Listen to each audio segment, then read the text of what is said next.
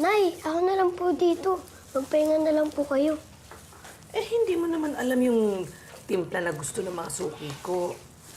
Hindi nyo naman po nalalasahan yung luto nyo po eh.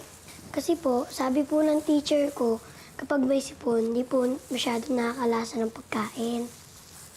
Talino naman po anak ko talaga, no? Eh, ikaw naman yung taga-tikim ko, hindi ba? O, tikman mo nga ito, anak. Sarap! The best! Nasipon pa po kayo niyan, ha? Ay, naku, Raymond, madumi ang kamay mo. Batang to. Punta na po kay Lakokoy. Ay, teka. Sinong pumayang na umalis ka, ha? Nagigib na po ako ng tubig, ah. Abay, maglalako pa kayo na Randy. Tulungan mo yung kapatid mo. Pati po ako maglalako. Eh, nagigib na po ako ng tubig, eh. Paglalako yung mag-isa si Randy. Nagbibilang ka ng trabaho? Aba, Raymond, sumunod ka na lang. Eh, ano ba yan? Ay, Ben! Tignan din ko kayo sa labas, ah.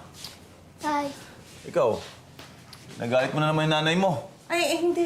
Alika, maupo ka na dito. Kumain ka muna. tay, nilalas niyo po. Salamat. Tay, tikman niyo po yung luto ni nanay. Siya best. Ito po, best, kukuhanan ah. ko po kayo. Yun. Oy, ikaw Raymond, ba't di ka tumulong sa kapatid mo? Mabait na, masipag pa. Ikaw yung pangali doon, dapat ikaw yung naaasahan. Tapos ikaw pa yung pasaway.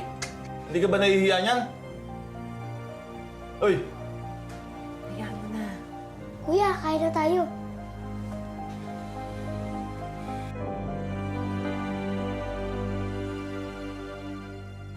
Kuya, tulungan mo naman ako dito. Kuya, bagalan mo lang yung lakad mo. Huwag mo nga ako susundan. Saan ka pa pupunta, kuya? Di ba doon tayo sa tindahan ni Aling Tessie? Di ba nandun yung mga suki ni nanay? Ikaw na lang mag-isa pumunta ron. Mag-basketball kami nila Kokoy. Di ba sabi ni nanay maglalako tayo? Wala akong paki kung ano sinabi ni nanay. Basta ako mag-basketball ako. Umalis ka na nga.